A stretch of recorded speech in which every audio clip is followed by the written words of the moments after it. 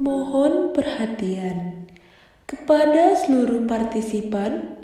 Dimohon untuk duduk dalam posisi nyaman, menyiapkan air minum, membuka buku catatan, dan siap mengikuti training.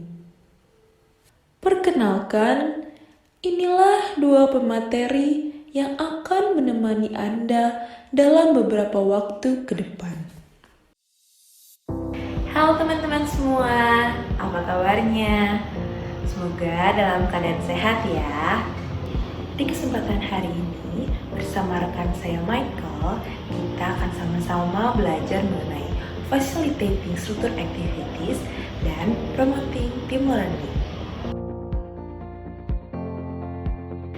Di dalam facilitating structure activities, kita akan belajar bagaimana seorang trainer dapat memfasilitasi aktivitas terstruktur dalam sebuah training, yang biasanya juga menempatkan trainee di dalam kelompok-kelompok kecil dalam waktu yang singkat. Structure activities memainkan peran yang penting dalam sebuah training. Oleh karena itu, sebagai trainer, kita harus bertanggung jawab untuk mengembangkan keterampilan dan memfasilitasi aktivitas terstruktur dalam training agar dapat memberikan pengalaman belajar yang efektif kepada trainee. Berikut keterampilan yang teman-teman dapat kembangkan dalam memfasilitasi aktivitas terstruktur di dalam sebuah training. Yang pertama, motivasi partisipan atau training. Yang kedua, mengarahkan aktivitas training. Yang ketiga, mengelola proses di dalam kelompok. Yang keempat, menjaga keterlibatan peserta dalam kelompok. Dan yang terakhir, yang kelima, melibatkan trainee dalam memproses aktivitas kelompok.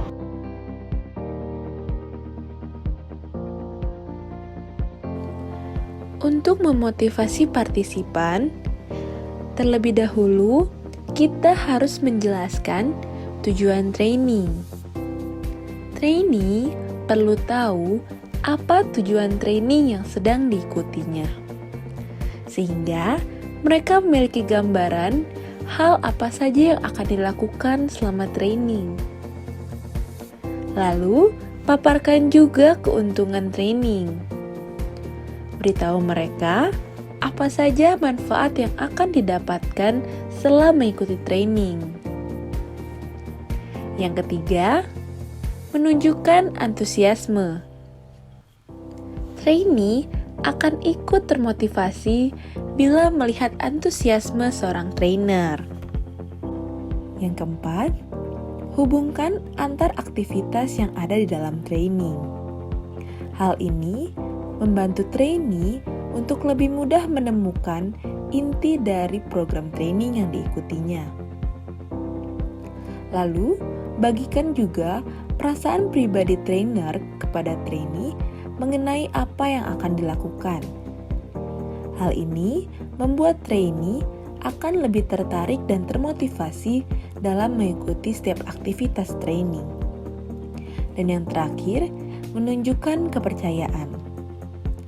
Hal ini akan membuat trainee lebih yakin dan merasa mampu dalam mengikuti setiap aktivitas yang ada dalam training. Dalam mengarahkan suatu aktivitas training, seringkali instruksi yang kurang lengkap atau kurang jelas menimbulkan masalah.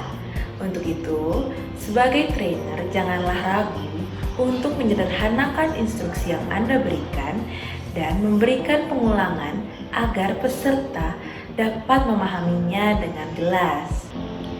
Berikut ini saya akan memberikan tips apa yang Anda dapat lakukan. Yang pertama, bicaralah secara perlahan. Hal ini akan membuat trainee dapat mendengar dan menangkap informasi dengan lengkap dan jelas. Yang kedua, gunakan cadangan visual. Di sini, trainer bisa menuliskan kembali instruksi atau menunjukkan suatu ilustrasi melalui slide PowerPoint misalnya. Yang ketiga, definisikan istilah-istilah penting.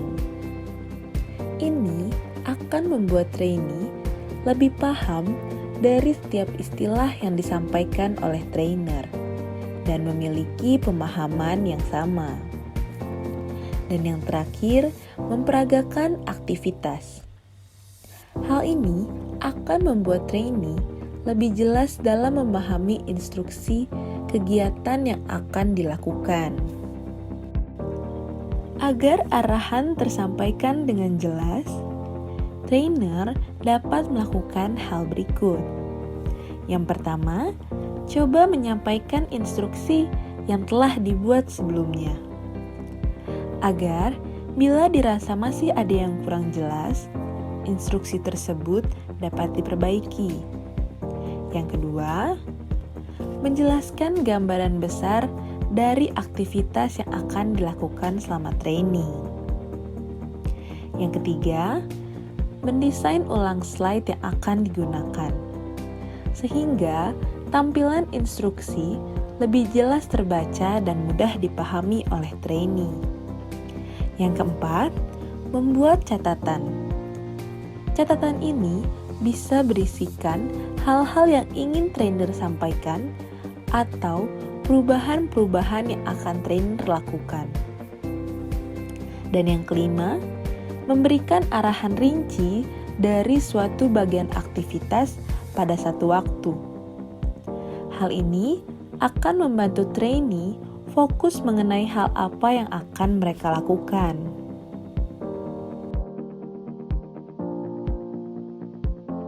Dalam hal ini juga biasanya trainer kesulitan untuk memperhatikan dan mengontrol perilaku peserta dalam setiap kelompok. Berikut tips yang dapat dilakukan untuk menjaga interaksi dalam kelompok-kelompok kecil. Untuk menjaga interaksi dalam kelompok, trainer bisa melakukan hal berikut. Yang pertama, membentuk kelompok sesuai dengan komposisi yang dibutuhkan. Caranya bisa dengan mengacak kelompok atau mengizinkan peserta memilih sendiri pasangannya, atau bisa juga dengan mengikuti kriteria tertentu.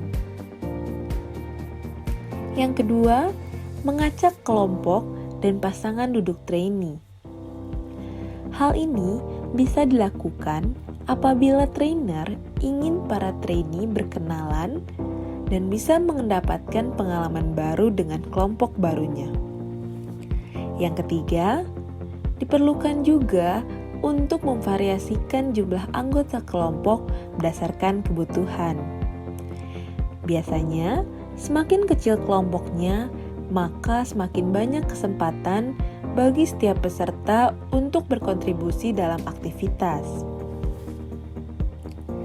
Dan yang keempat, memberikan arahan rinci ketika trainee sudah bergabung dengan kelompoknya.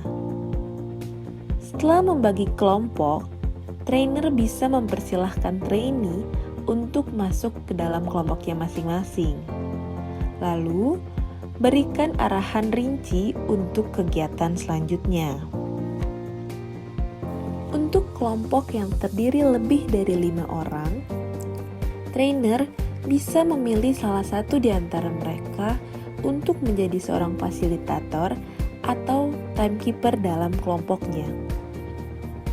Karena biasanya bila suatu kelompok memiliki lebih banyak anggota, akan lebih sulit untuk menyelesaikan tugas dengan tepat waktu. Yang keenam, berikan instruksi terpisah pada aktivitas yang banyak bagiannya. Biasanya, kelompok akan menyelesaikan tugas dengan waktu yang berbeda-beda. Untuk itu, trainer bisa memberikan arahan berikutnya kepada kelompok yang telah selesai, sehingga aktivitas yang ada akan tetap terjaga. Lalu yang ketujuh, mengkondisikan trainee agar tetap beraktivitas. Jika terdapat kelompok yang menyelesaikan aktivitas lebih cepat, trainer bisa memberi arahan kepada kelompok untuk memeriksa kembali hasil pekerjaan mereka atau menyiapkan hasil pekerjaan tersebut untuk dipresentasikan. Dan yang terakhir, mengingatkan waktu yang dimiliki trainee. Di sini, trainer bisa mengumumkan sisa waktu secara berkala agar setiap trainee dalam kelompoknya terpacu untuk segera menyelesaikan aktivitas.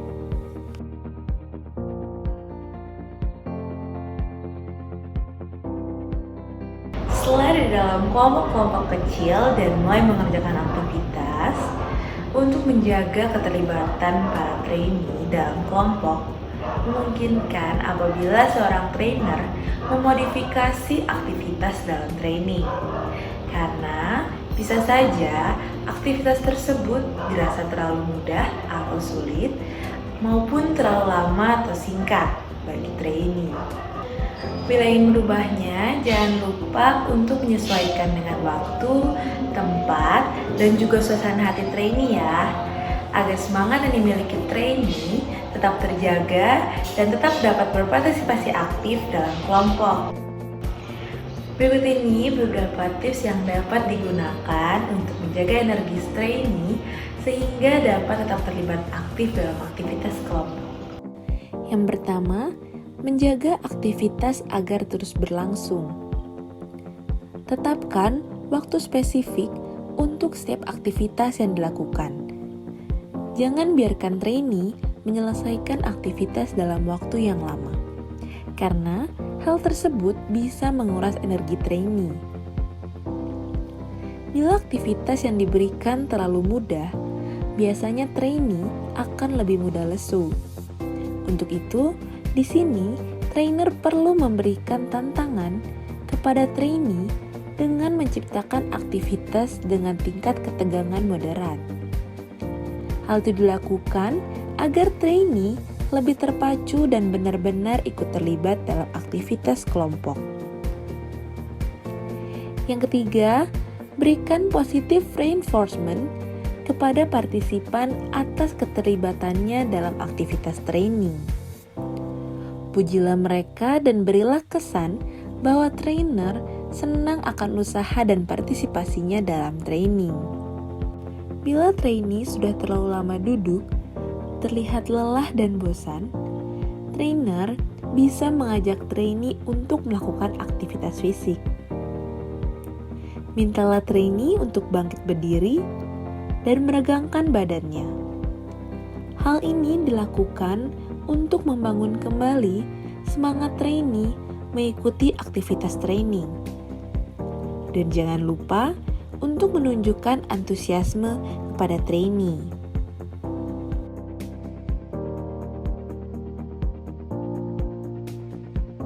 Perlu diketahui, apabila kita telah mendengar dan menerima semua materi, kita perlu memproses setiap informasi. Hal tersebut dapat dilakukan dengan mendiskusikan atau membagikan apa yang telah kita dapatkan. Untuk itu, disinilah peran trainer untuk memfasilitasi peserta dalam hal tersebut. Berikut ini tips yang dapat dilakukan untuk memfasilitasi trainee dalam memproses aktivitas kelompok. Yang pertama, ajukan pertanyaan yang relevan, seperti cara apa yang dilakukan trainee dalam melakukan aktivitas, kesulitan apa yang dialami, bagian mana yang paling berkesan baginya, dan bisa juga memintanya untuk membuat kesimpulan. Lalu, untuk mendorong pemrosesan aktivitas sejak awal training, tanyakan 1 hingga 2 pertanyaan sederhana pada setiap kelompok dengan berkeliling untuk memperoleh respon singkat dari mereka. Untuk mengetahui progres maupun pandangan kelompok dalam memproses aktivitas, trainer bisa mengamati reaksi peserta selama aktivitas berlangsung. Lalu, dampingi kelompok yang mengalami kesulitan selama mengikuti aktivitas. Biasanya, kelompok yang mengalami kesulitan tidak menyelidiki lebih dalam dan menyelesaikan aktivitasnya lebih cepat.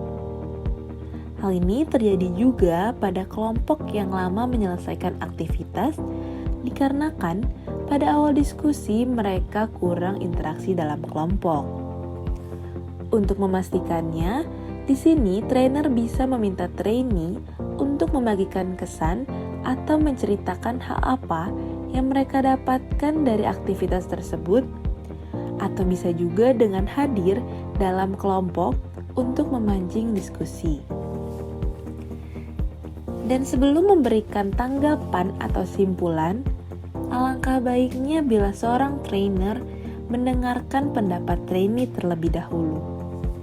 Hal ini menjadi kesempatan bagi para trainee untuk menemukan hal apa yang mereka pelajari dari aktivitas yang dilakukan. Sekarang, yuk kita review sekilas apa yang telah kita pelajari tadi. Di awal, kita belajar bagaimana seorang trainer memfasilitasi aktivitas terstruktur dalam training. Yang biasanya trainee dibentuk dalam kelompok-kelompok kecil. Di sini, trainer bertanggung jawab untuk mengembangkan keterampilan trainee agar memberikan pengalaman belajar yang efektif kepada trainee. Selanjutnya, kita masuk ke dalam keterampilan apa yang dapat seorang trainer kembangkan dalam memfasilitasi aktivitas terstruktur dalam training berikut dengan tips-tipsnya. Yang pertama, ada motivating participation atau memotivasi trainee. Lalu, directing participant activities atau mengarahkan aktivitas yang trainee lakukan. Kemudian yang ketiga, managing the group process atau mengelola proses dalam kelompok. Selanjutnya, ada keeping participant involved, yaitu menjaga keterlibatan peserta dalam kelompok. Dan yang terakhir, processing the activity, yaitu melibatkan trainee dalam memproses aktivitas kelompok.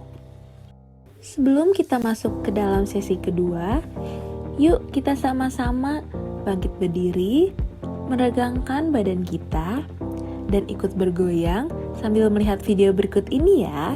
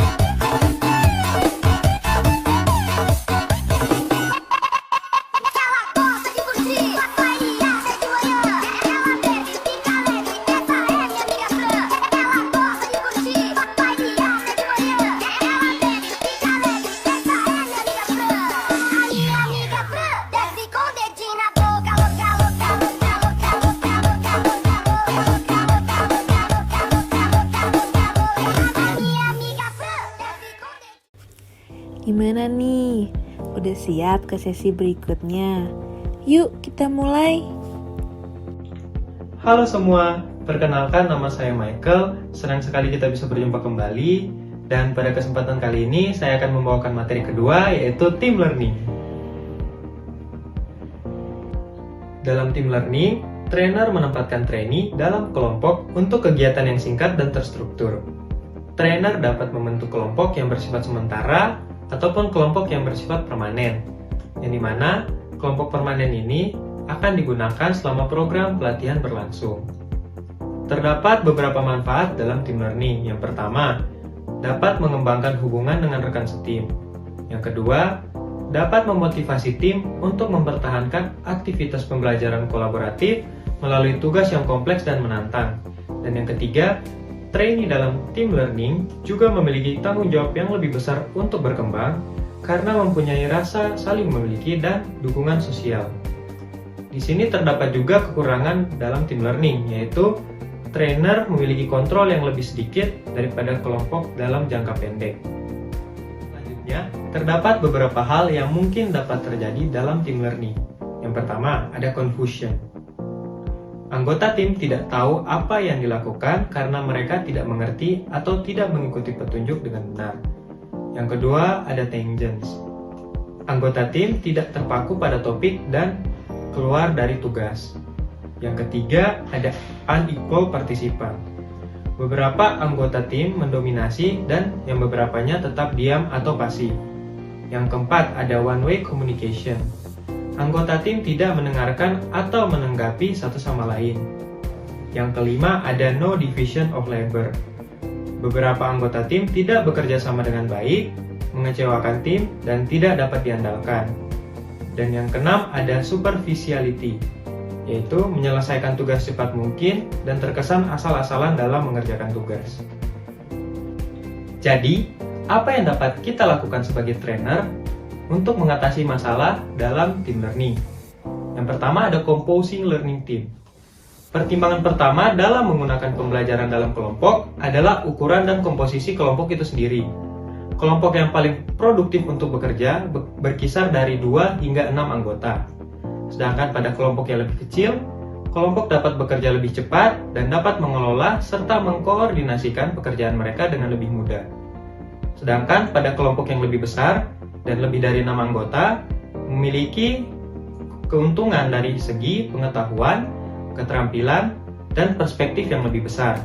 Tetapi sering terjebak dalam masalah proses kelompok, sehingga mencegah kelompok untuk bergerak maju.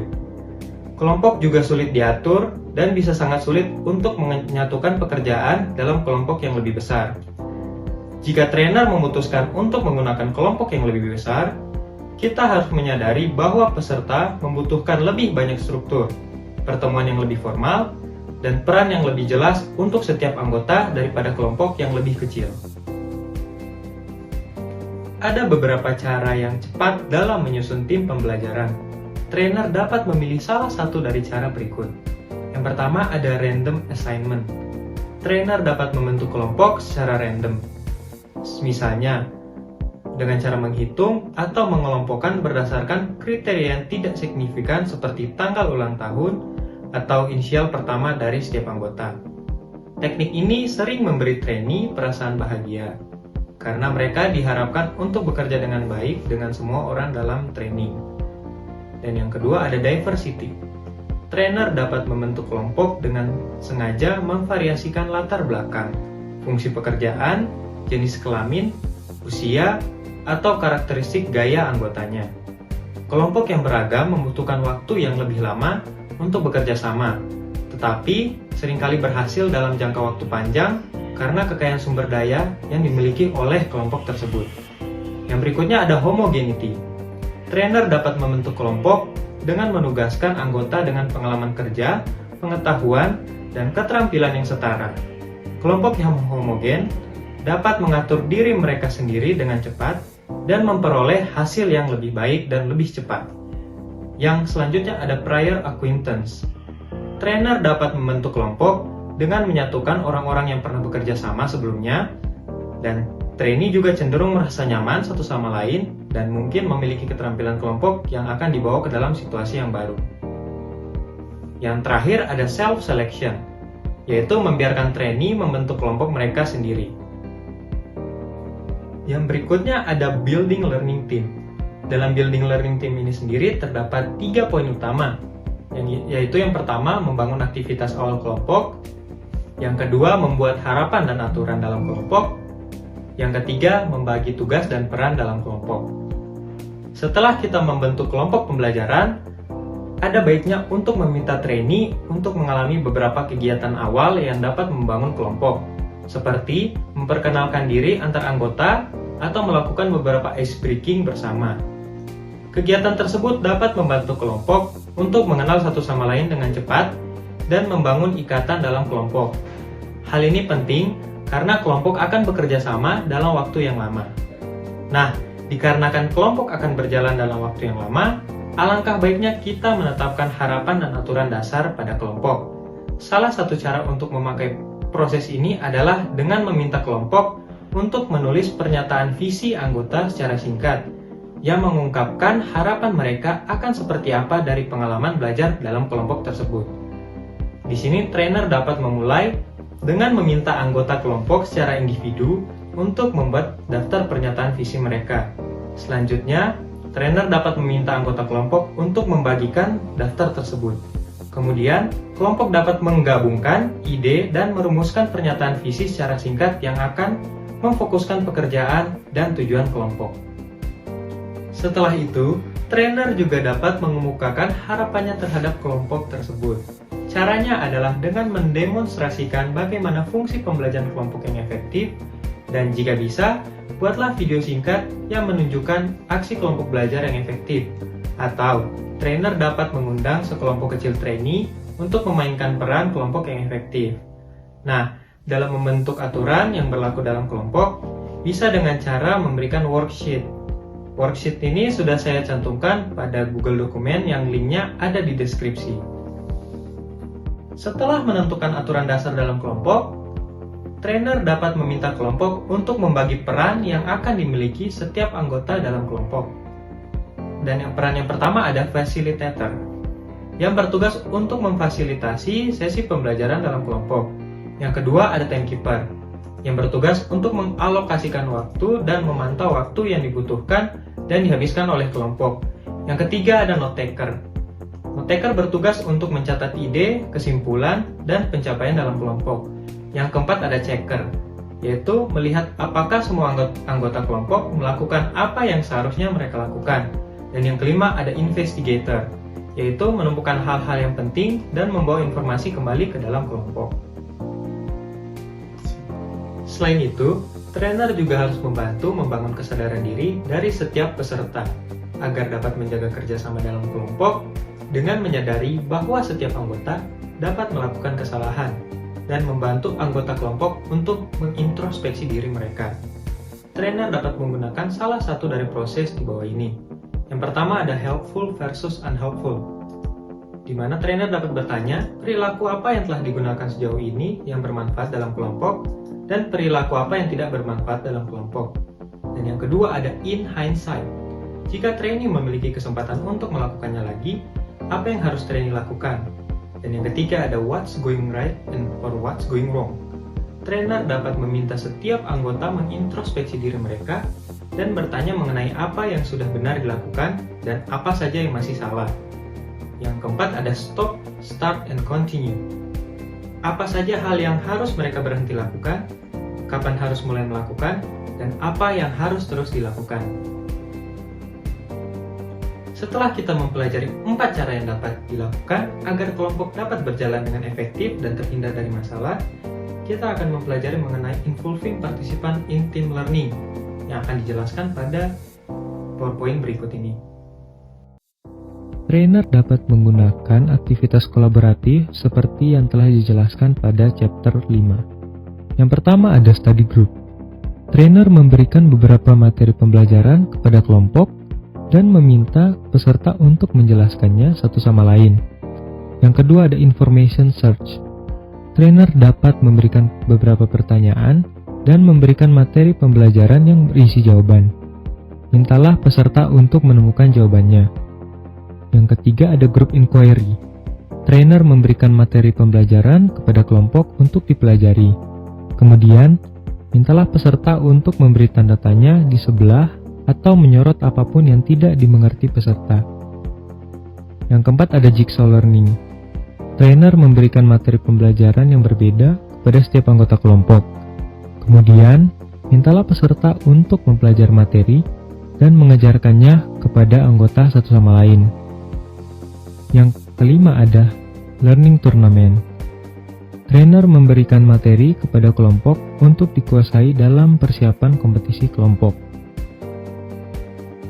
Ketika kelompok belajar menjadi berorientasi pada pembelajaran kelompok dan menunjukkan tanda-tanda mengambil tanggung jawab untuk pembelajaran mereka sendiri, kita sebagai trainer dapat mulai memberi mereka tugas yang kurang terstruktur. Misalnya, kita dapat memberikan daftar pertanyaan yang akan ditelah kelompok melalui membaca, mewawancarai, dan mengamati.